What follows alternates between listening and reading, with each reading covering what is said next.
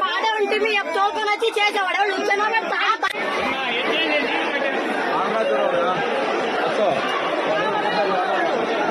వాడారు నాకు డబ్బులు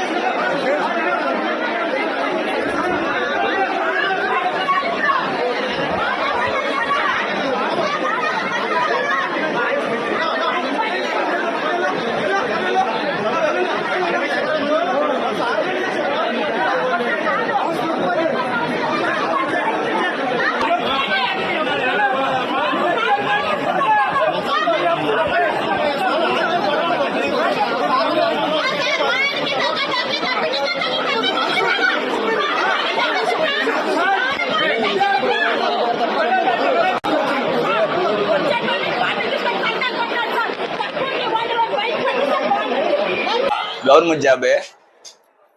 ఏం జరిగింది అసలు?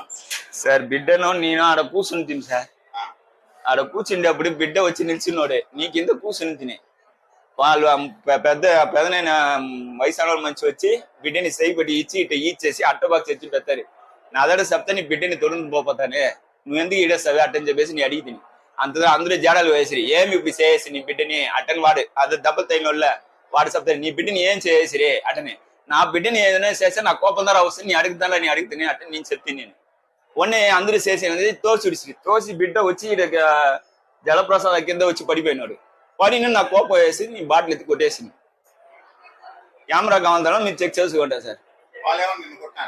అవును సార్, ఈడ ఎముకలు ఇరిగి ఉంటాయి సార్. లైసెన్స్ ఈ నొప్పి తాగడం వల్ల. తప్పు మీరు డిసైడ్ చేయండి. అక్కడ ఏం జరిగిందంటే ఈయన తాలూకు పెట్టి ఆయన జరిపాడు.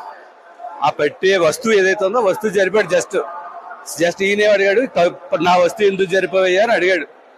నీ వస్తువు నేను జరపలేదు చూసి మాట్లాడాలని అవతల ఆయన అన్నాడు. నువ్వు నేను చూసేదేంటి ఆ పోలీసులే తెలుస్తారులే అని పోలీసుని పిల్లలు మొదలెట్టాడు ఆయన. పోలీసులు మరి ఇక్కడ అందుబాటులో లేరు.